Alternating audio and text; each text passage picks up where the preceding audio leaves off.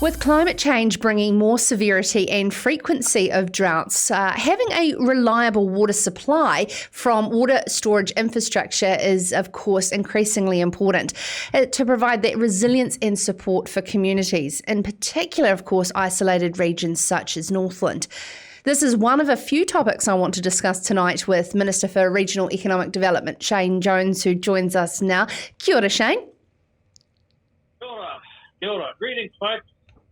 Now, let's start with the announcement last Friday. You were up there, this water storage facility that's going to hold up to 350,000 cubic metres of water and enable the iwi to transition about 300 hectares of land currently used for dairy into what you hope high-value horticulture. What will guarantee that this extra water storage is going to reflect your desires for a land use change in Northland? Well, the first thing I'd tell the participants, the viewers and people listening to you and I talking, historically this land was an old peat fire. And underneath the land, it's not only a sandy, slightly loamy country, but there's a lot of peat. And a great deal of effort went in the days of the Lands and Survey and to a similar extent, Land Corp, to create the farms that are currently owned by the tribe Te Rarawa near Kaipara. They've decided that the jobs and the returns that they need cannot be delivered through dairy. They're of the view that dairy is going to face ongoing regulation.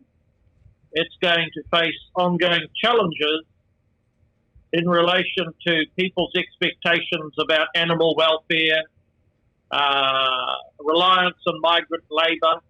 So for those reasons, I'm advised, they decided that they should future-proof their options to change direction and create avocado and other types of cropping on the land. Now, I'm absolutely supportive because this is a loan. This is not a grant. And this is a well-organised iwi.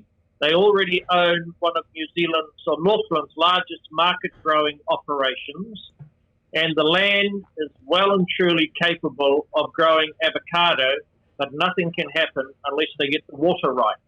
So because the soil, largely sand, is really porous, they have to line this new lake with some type of synthetic plastic bottom, and in that way they won't lose the water in terms of the height of summer.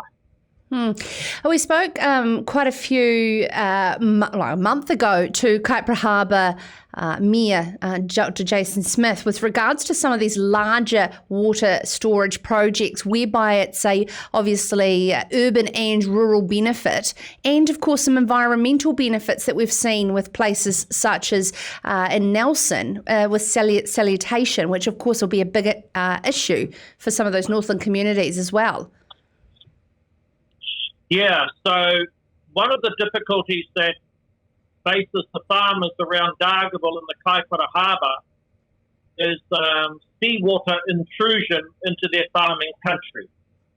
And we've got the Northland Water Trust, chaired by Murray McCully, working with those farmers and looking with engineers at innovative solutions.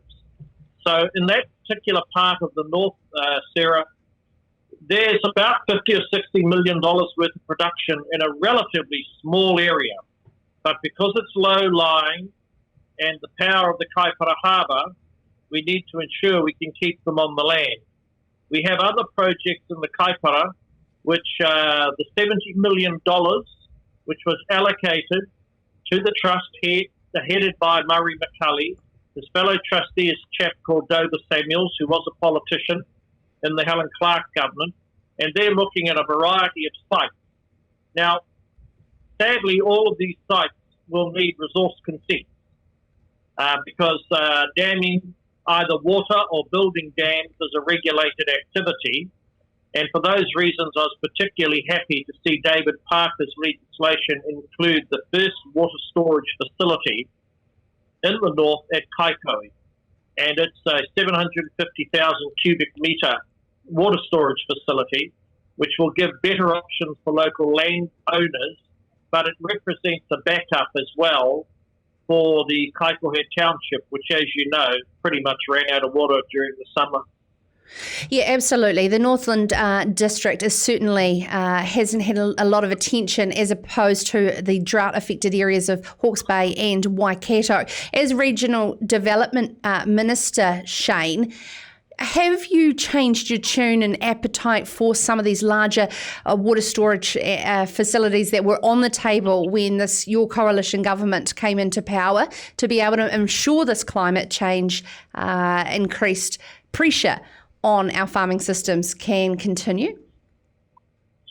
Well, I had to be loyal and behave myself within the envelope that was constructed, Sarah, when we formed the government.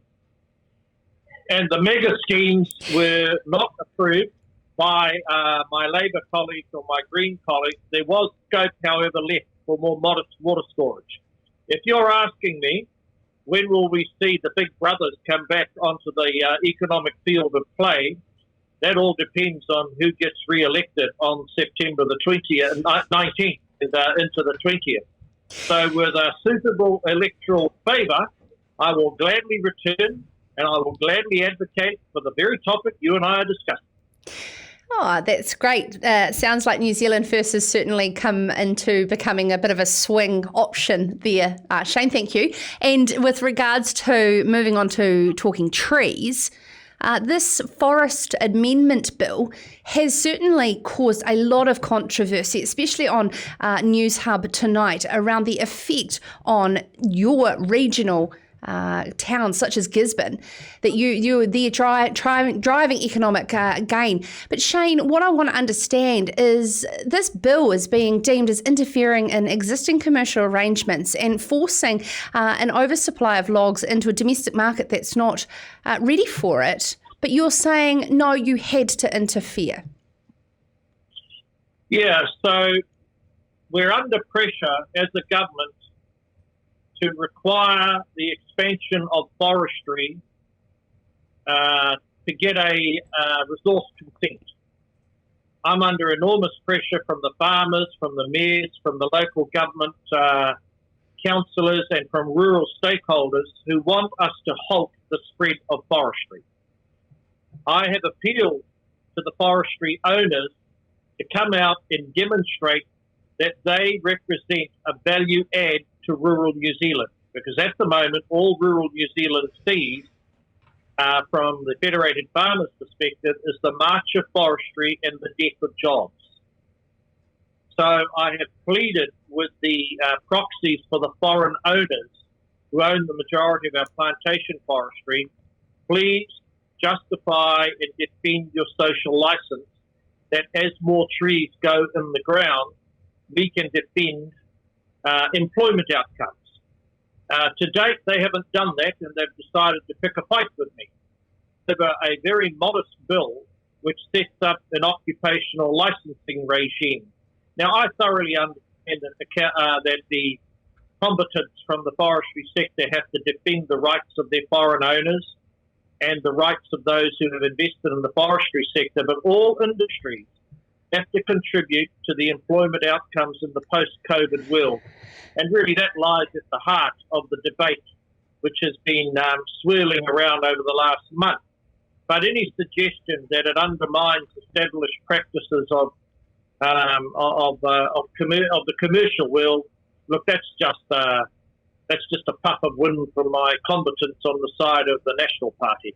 Yeah, Shane, there's a minority report out from the National Party suggesting that there is no evidence to show that there is an issue with supply. And you speak there about social licence, but forestry is operating under a different jurisdiction than sheep and beef, especially when it comes to environmental management. Yeah, I've defended the right of forestry to continue and enjoy exclusive privileges in terms of inward investment, foreign direct investment. And I'll continue to defend it because so many of the owners are of foreign extraction. But they need to play the game. They need to look after Kiwis and contribute to the development of jobs. And what we're doing with the bill that you're referring to, which is going to be debated, I suspect, this week, if not very soon, is to ensure that the logmongers, the forestry advisors are registered, act in a transparent manner, conduct their business with integrity and contribute to a predictable and consistent supply of timber to the New Zealand industry. In no way whatsoever does it inhibit international trade. Although I must say majority of the logs are going to China, and there have been two mini crises, quite frankly, for the forestry sector as China has turned off the tap. So it's important that we broaden and deepen the market here in New Zealand, but you cannot do that unless you have access to raw materials. So you're suggesting that this doesn't go against our obligations under the World Trade Organization? Yes, no, I saw that, and I'm a bit saddened that some of the forestry owners operating on behalf of the foreign investors have joined in wholly light with my combatants from the National Party, but I expected this to happen. So I largely regard complaints like that as rhetorical spittle. Shane, what do you say lastly to the people of the East Coast and their concerns of the effect it's having on their regional communities and the fear that they face?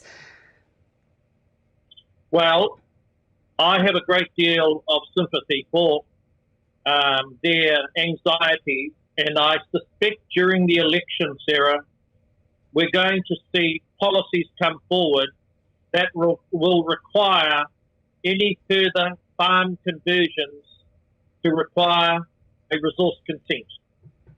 And you won't be able to effect full farm conversions into forestry unless local district council permits it. That will be expensive. That will be time consuming.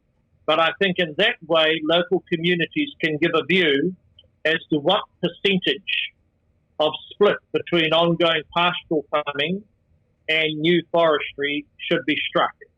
And I say to the forestry sector who are concerned about this, unless we can prove that ongoing forestry is going to develop, maintain or sustain jobs, I suspect that their industry is going to become a heck of a lot more regulated than has been the case.